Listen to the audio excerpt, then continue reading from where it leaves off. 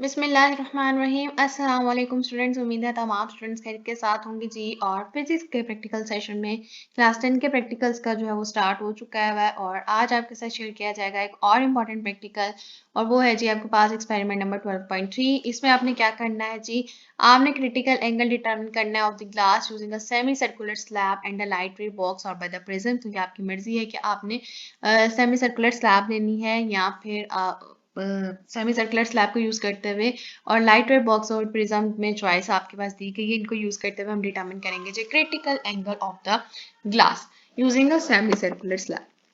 ये हमारे पास एक प्रैक्टिकल है, इसमें आपको प्रैक्टिस किया जाता है, ये आपको परफॉर्म करना पड़ता है। इस एक्सपेरिमेंट में आपको कभी भी कोई एग्जामिनर बगैर परफॉर्मेंस के छोड़ेगा नहीं, तो इसलिए इस प्रैक्टिकल को अच्छे तरीके से परफॉर्म करना है। अपने इंस्टीट्यूट में प्रैक्टिस को यूज़ करते हुए आपको पता होना चाहिए कि हम सेमी सर्कुलर स्लैब को किस तरह से यूज़ करेंगे। तो इसके सबसे पहले मेरे साथ आप देखोगे जी बैकग्राउंड इन्फॉर्मेशन। बैकग्राउंड इन्फॉर्मेशन में क्या कहता है, कहता है when light enters from a denser medium to a rarer medium. अब इस चीज़ का ध्यान रखना है कि डेंस मीडियम से किस में एंटर हो रहा है, रेयर मीडियम में। It refracts away from the normal. With the increase of the angle of incidence, the value of the angle of refraction also increases. For a certain value of the angle of incidence, the angle of refraction becomes 90 degree. This angle value of the angle of incidence is called a critical angle. यानी कि जब angle of refraction 90 degree हो जाए तो उस angle of incidence को हम क्या कहते हैं जी, critical angle. If the angle of incidence is further increased, then no more refraction takes place, but the light is totally reflected back in the same medium.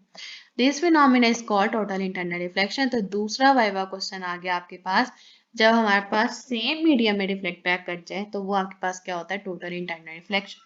Total internal reflection can be demonstrated clearly by using the semi circular slab. और हमारे पास semi circular slab use होता ही इसीलिए है कि हम total internal reflection को demonstrate कर सकें। नीचे फिगर्स दी हुई है उसने किस तरह से इंसिडेंट रे रिफ्लेक्ट कर गई नॉर्मल से।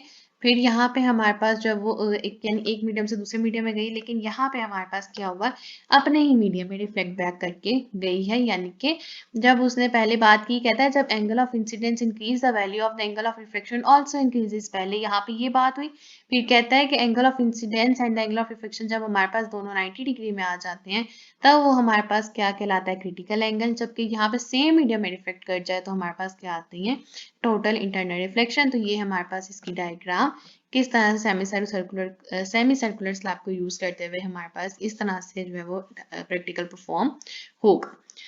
अब आते हैं नेक्स्ट के मटेरियल क्या कौन सा रिक्वायर्ड है। सेमी सर्कुलर स्लैब होगी, हमारे पास रे बॉक्स या लेजर लाइट होगा, पावर सप्लाई 12 वोल्ट की यूज होगी, सिंगल स्लाइड जो स्लाइड रूलर होगा आपके पास, पेंसिल प्रोटेक्टेड यानी जिसे हम कहते हैं डी, ये आपके पास होगी, पेपर शीट, ड्राइंग बोर्ड और थंब पिन्स होनी चाहिए। अब परफॉर्म कैसे करना है, कहता है सबसे पहले फिक्स करेंगे paper sheet on drawing board with the help of the thumb pins. Draw straight line across the paper. आपने पेपर के अक्रॉस क्या लगाई, बिल्कुल एक स्ट्रेट लाइन। उसमें क्या करना है, place a semi circular slab such that its straight edge AB coincides with this line and mark the boundary of the circular slide of the slab. Rotate the slab to the other side of the straight line and mark the circular boundary to complete the circle. Remove the slab and draw a right bisector PQ of the line AB to locate the center of the slab. कहता है slab को remove करके आपने draw क्या करना है, right bisector PQ। ये आपने ड्रॉ किया राइट बाइसेक्टर कंपास के थ्रू, और PQ हमने ड्रॉ कर लिया ऑफ द लाइन AB ताकि हम क्या लिक्विडेट कर सकें, सेंटर ऑफ द स्लैब। कहता है by using a single slit slide adjust the ray box to get a single ray. Fix the laser light ray in such a way that the ray of the light exactly coincided with the line PQ. Again, place the slab in the circle drawn in such a way that its straight edge coincides with the line AB and the circular edge faces towards the ray of the light. In this position, the ray of the light is incident normally to the edge AB 8.2 and it passes through the slab and deviated. Now slowly rotate the slab, keeping it all the time within the circle and observe the reflected ray. Gradually increase करेंगे angle of incidence को किस तरह से, rotating the semi circular slab, और continue करते रहेंगे देखना कि अपनी रिफ्रैक्टेड रे को तब तक जब तक रिफ्रैक्टेड रे सर्कुलर स्लैब पे अपीयर ना हो जाए, और this value of incident angle हमारे पास क्या होगा, क्रिटिकल एंगल की वैल्यू होगी।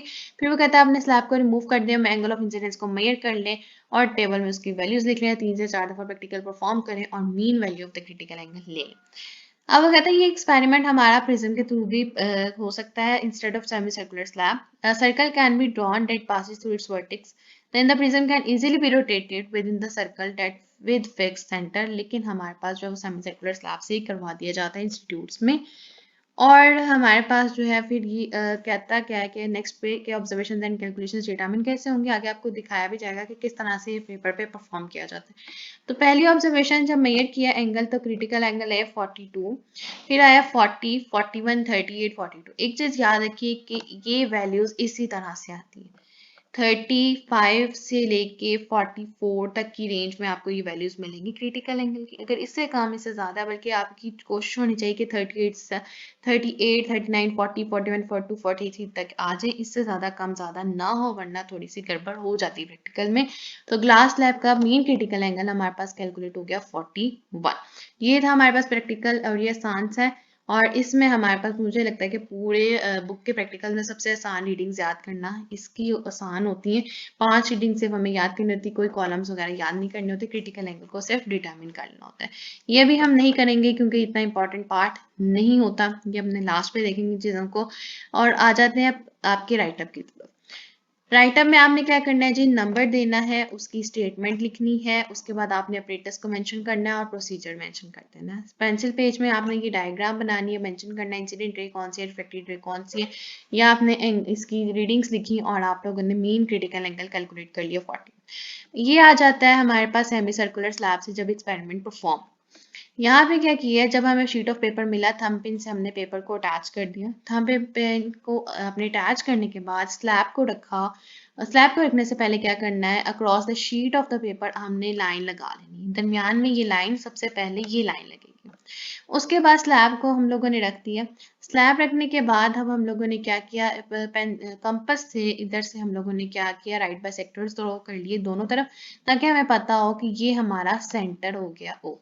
उसके बाद हम लोगों ने क्या करना है जी, लाइट पास करवानी है, लेजर लाइट या कोई भी लाइट जो भी हमारे पास इंस्टीट्यूट्स में होती है, और ऑब्जर्व करते जानी है अपनी रिफ्लेक्टेड रेज को। तो पहला एक यहाँ पे होगा, एक बी प्राइम आ गया, और इसके बाद यहाँ से हम लोगों ने इन दोनों के दरमियान एंगल डिटरमिन किया, वो आया 40। तो ये जो प्रैक्टिकल है, ये सेकेंड ऑब्जर्वेशन का रिकॉर्ड किया हुआ है।